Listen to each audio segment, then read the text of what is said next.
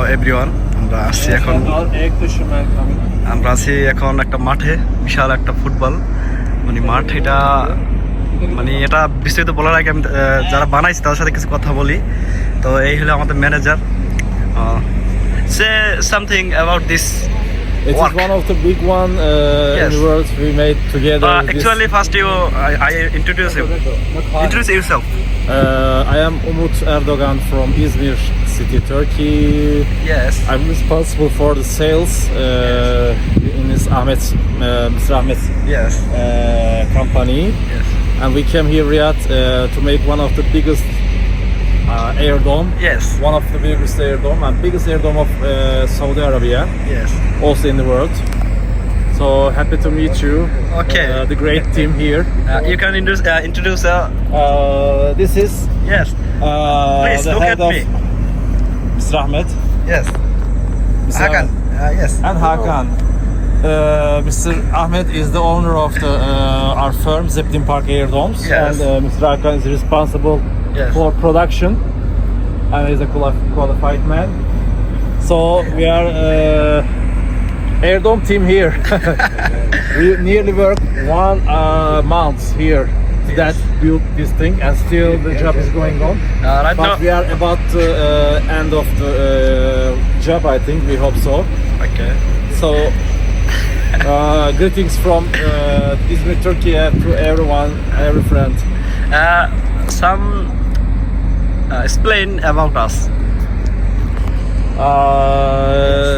They are the workers that we saw very bad. They do. I'm not. You said so. Our great electrician. Electrician, Our great, yes. Team. Electrician also. Yes. There are also other people here that work here. Yes. They afford good job. Cooperate. Yes. So here we are, our team, and our friend Rifat, who knows English better than here. No, I'm not good at Yes, English. But every try. Every time, because to speak, to understanding Urdu language is highly difficult, even translator. Yes. He helped us a lot. Good job. Thank you so much. Okay.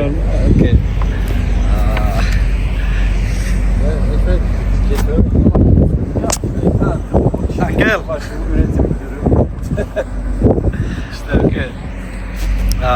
আপনারা দেখতে পাচ্ছেন সে এ বিষয়ে যারা English বোঝেন তারা তো অনেক কিছু বুঝতে পারছেন। আর আমি বিষয়টা বলি যে এটা হলো একটা ফুটবল মাঠ, অনেক বিশাল। আমি যদি একটু দেখাই, ভাই একজন হাইটে মাথায় যান তো, একজন হাইটে মাথায় যান, আমি দেখাবো এটা এরিয়াটা দেখাবো কত বড় যান। যদি আপনারা দেখেন অনেক বিশাল একটা ফুটবল মাঠ।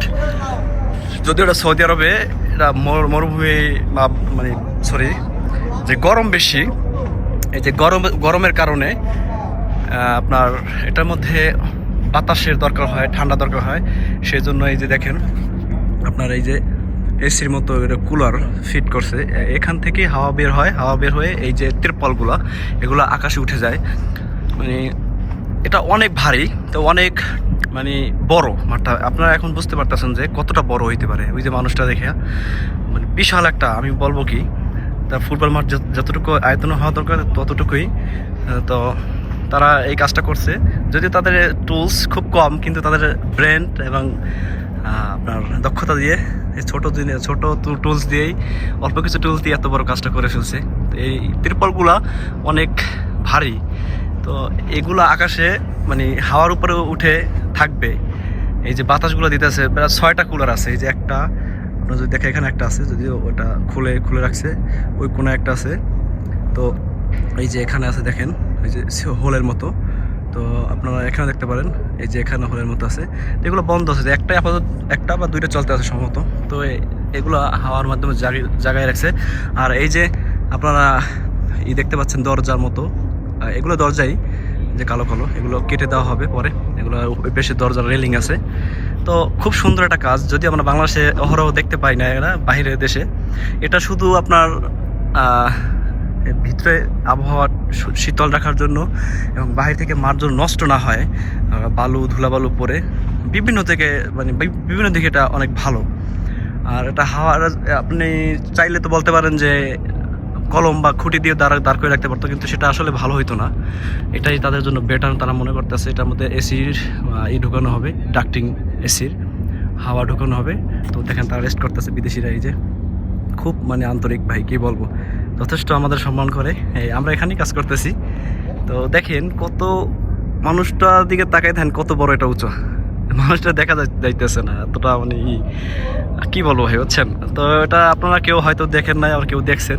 যারা দেখেন নাই তাদের দেখানোর জন্য আমি আছি সেন্টারে মাঠের, তাদের জন্য ভিডিওটা বানানো এই আর কি। খুব সুন্দর একটা দৃশ্য।